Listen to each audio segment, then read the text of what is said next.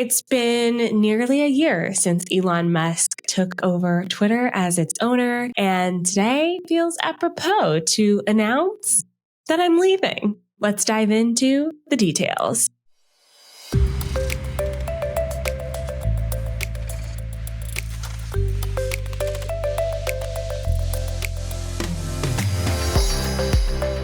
Welcome to the Savvy Social Podcast, the show that blends stories and strategies to help businesses create engaged and profitable online communities using the unique power of social media.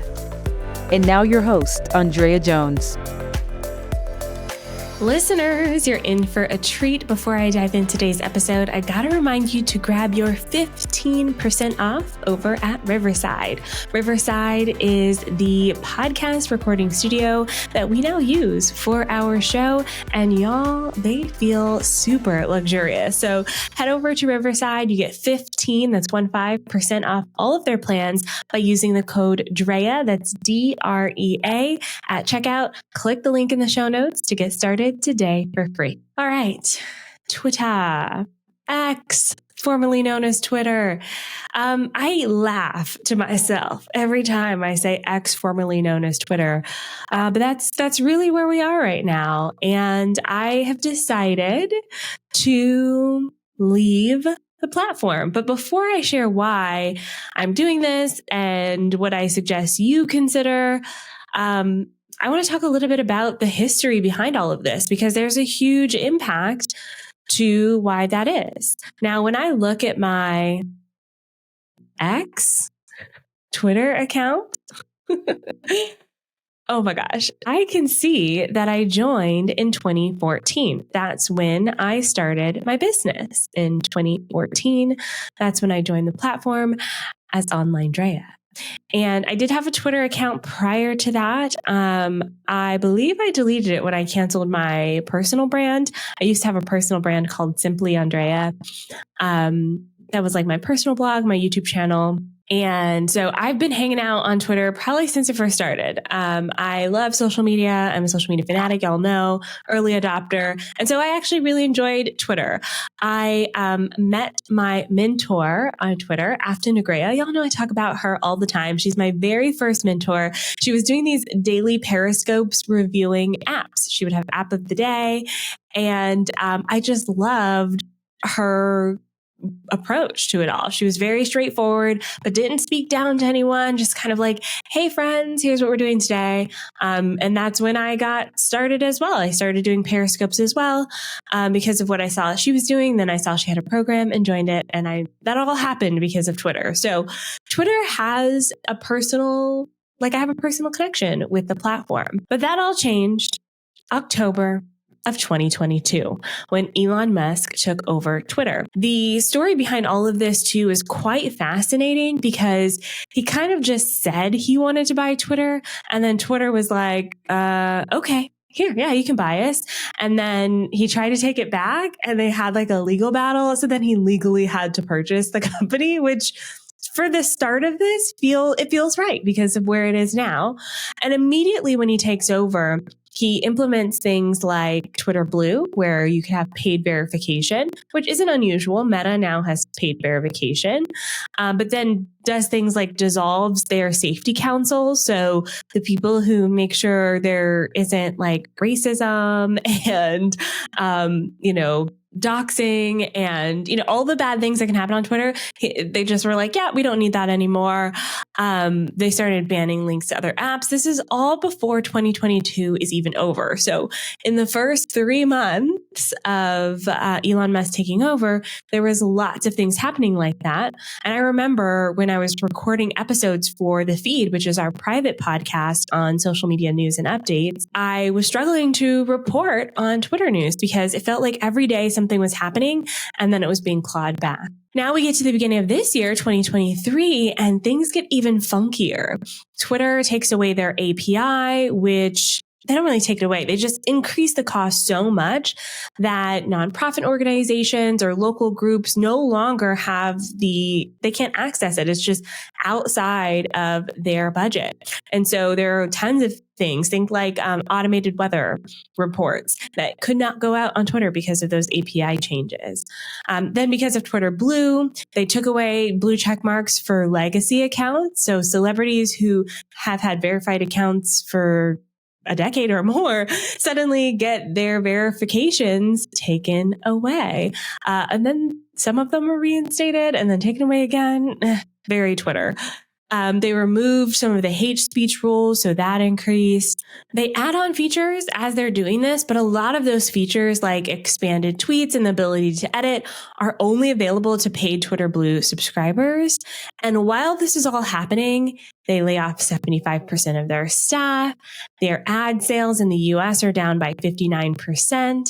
And then magically, July of 2023, they changed the name from Twitter to X. Now, I wasn't surprised when this happened because I knew that Elon Musk wanted a company named X.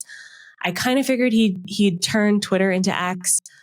I thought there'd be some sort of rollout plan for it, but nope, it was just announced before logos were even changed. There's no redirect for the URLs. You still got to go to twitter.com to get there. And if you try to share a tweet, it's twitter.com. Very odd. And then, so X now starts limiting reach on some links. We already know posting links to, other social media apps is banned. They even started banning other apps like Substack. And then this week for me was the straw that broke the camel's back. Because Elon Musk did this talk and he was bragging about how there's 100 million posts per day on Twitter. And I was reading an article about it, and the article pointed out that that is low because in 2013, y'all, 10 years ago, there was about 500 million posts per day. So to go from 500 million to 100 million, and even as he said it, he was like, yeah, I think there's about 100 to 200 million. The way that you said it makes me go, there's probably less. Okay. So it feels like the way that he's delivering information is not accurate. Elon Musk, I'm talking about. X did this big update where they updated the link previews.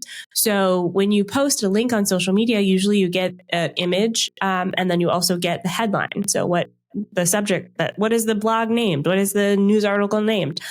They took that away. So all you get is the image. So you could really write whatever you want and people would have to click on it to figure out what it actually says. They are starting to look at pay to play even more. So having multiple tiers where users are required to pay. So outside of Twitter Blue, Elon Musk said that on his own Twitter. And a lot of stuff he says just actually does happen, even if he claws it back later. And then they're doing some odd things like removing engagement counts. So you can't see how many times your content has been engaged with. Their analytics is glitchy as hell. At the time of recording this episode, there's a war in Israel that's very heartbreaking and completely, like, the egregious amount of violence is terrifying, and Twitter is struggling to keep up with the mass amounts of insensitive content that's being shared.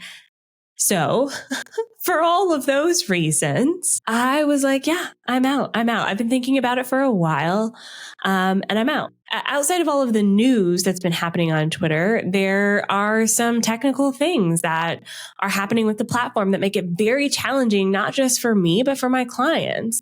The reduced ad revenue is affecting the platform majorly. So because they had to reduce ad revenue and lay off the staff, they're having major tech issues at Twitter. It feels like there's something glitchy with the app constantly. And as much as I like to joke about Instagram being glitchy, Twitter is way more glitchy.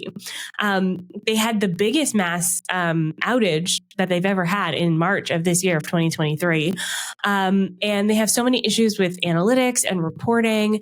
They have so many issues with link sharing. Like I said, they block links randomly. So sometimes we can't even share them. It is like the wild, wild west over there. As a marketer and as a professional, I've decided it's my time to bow out. So we'll take a quick break. And when we come back, I'm going to share some more of my opinions about this and also share where I'm focusing my time and some suggestions for what you should do next. Let's get into that in a moment. If you're tired of always feeling like you're starting from scratch with your marketing content, spending so much time for something that just is gone in a snap, I have the best solution for you. It is called the Digital Brain Power Pack, our brand new resource for online business owners. And it's designed so that you don't have any more one-hit wonders. You get to store all of your best content in your very own custom created digital vault. So you can repurpose eloquently and you can say goodbye to the never ending desire or need we feel to create completely custom content on social media. Grab the Digital Brain Power Pack today for only $17. And your past content is pure gold. So with this Digital Brain, we are going to mine that content for the gold that it is, shine it up, repackage it, rejuvenate it, and make it feel brand new again, even though you're posting old content on social media. Okay, so what does the Digital Brain Power Pack come with? It comes with our Digital Brain training, so you can really kickstart your journey, know where to start, how to update it. It comes with the ready-to-use template in Airtable, which is my tool of choice when it comes to building out digital brains. It comes with real life examples so you can see digital brains in the wild. And yes, you'll get to peek at my own digital brain.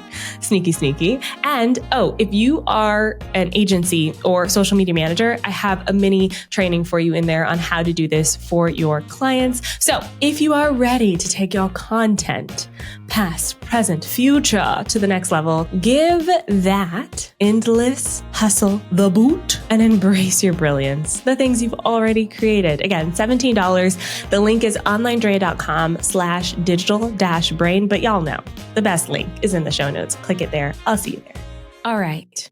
I got to share some of my opinions about this too, because I really been trying to lay out the facts so far, heavily opinionated facts, but these are even more opinions.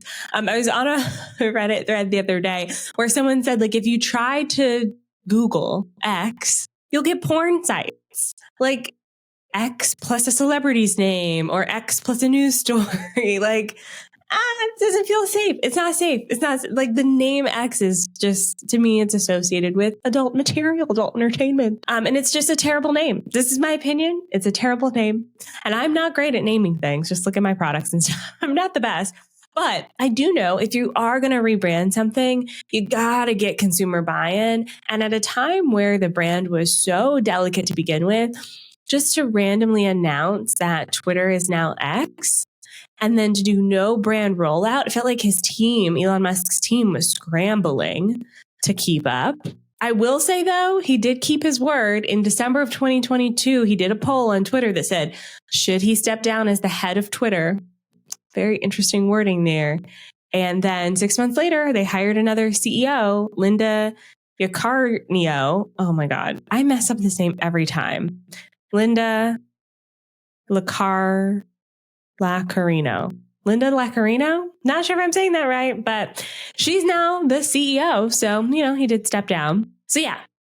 Also, my DMs are nothing but spam. I lose followers all the time, probably people, also deleting their accounts and quitting. And my engagement is the lowest of any of the apps that I spend time on. So for me, in my opinion, I was like, it's time to go. Now, I do feel like as a marketer, I have the responsibility to clarify why that is, hence this podcast, though it does feel a little self-aggrandizing. Like, look at me, I'm so important that everyone needs to stop leaving Twitter. However, I do think it's important to share with my fellow business owners the reason why I'm deciding to leave so that you can make the decision for yourself. When I decided to leave other platforms like Periscope or Clubhouse, I didn't make a big announcement because I wasn't really that active on the platform for that long. And even a platform like Pinterest, where I've drastically slowed down to almost stopped using the platform completely, I didn't really make a whole podcast episode about why I did that. Just let it fade away. I ghosted the platform, basically. But with X, formerly known as Twitter, I feel like that I need to share the why, because I've been on the platform for so long and because it feels sudden, because it is one of the major social platforms. I'm not closing my account. I'm not deactivating it. I am simply sharing a post, my very last post, that says I'm out. It's been fun. but my time here is done. So I tweeted that. It's not called tweeted anymore. See, it's called posting. Boring. Okay. I posted that to X and sorry, y'all, I laugh every time I do that. I posted to X and then I pinned it to the top and I just won't post anymore and we'll just leave it at that. And I'm not the only one doing this. Lots of brands are doing this. Lots of folks in my circle are doing this. I think the most notable brand to me that has done this is NPR. They've left Twitter, Playbill, Balenciaga. There's so many other companies that have like made statements about leaving and so many more that just stop using it. So what am I focused on next? Well, I'm focusing on other platforms. So there are text-based, conversation-based platforms, which will fill the space in my heart that X, formerly known as Twitter, held. I'm having a ton of fun over on Threads right now, and I will continue on LinkedIn. I think there's lots of conversations there that are just more interesting to me than what's on Twitter. I will obviously still be focusing on short form video on Instagram and LinkedIn, and then long form video on YouTube. I will also be studying other platforms. Right now, I'm studying Substack, which I know it's marketed as an email marketing tool, but y'all, to me, it's social. There's comment sections, there's reshares, it's long form, but it's very social. It's almost like the long form version of YouTube, less search though, and discovery. But the written form of YouTube, I would say. I don't know. I'm studying it. I'm interested in it. It's fascinating to me. So that's where I'm spending my time. It's a relief to not be focused on Twitter anymore. I don't feel obligated to be over there anymore. It matches the season of business that I'm in, which is a lot about releasing and letting go. So I'm happy with that. So what should you do? I can't really tell you what you should do. However, I'm hoping that this episode will shine a light on the state of X, formerly known as Twitter, and give you an idea of how to navigate it. Listen, if you are seeing engagement there, if your audience is there, if you like being there, continue to be there. I am hopeful that the app will change its ways in the coming years. And you never know, maybe I'll find my way back. But if you're feeling obligated to be there, if you feel like it's not representative for where you are in your business, let it go, my friends. It'll be okay. There are other apps, there are other places. Especially those of you who are marketers, I do feel like those of us in the industry feel extreme pressure to be everywhere. And I'm giving you permission. You don't have to be if you don't want to be. I will say this, the future of X could be promising. Linda Yaccarino, the now CEO of Twitter, tweeted this: X is the future state of unlimited interactivity, centered in audio, video, messaging, payments, and banking, creating a global marketplace for ideas, goods, services, and opportunities. Powered by AI, X will connect us all in ways we're just beginning to imagine. And Miss Yaccarino, if that is true, I am excited to see that come to fruition. However, I will be waiting until that happens, and maybe I'll rejoin you when the time comes. That's all for this week's episode. I'll be back soon with another episode. Bye for now.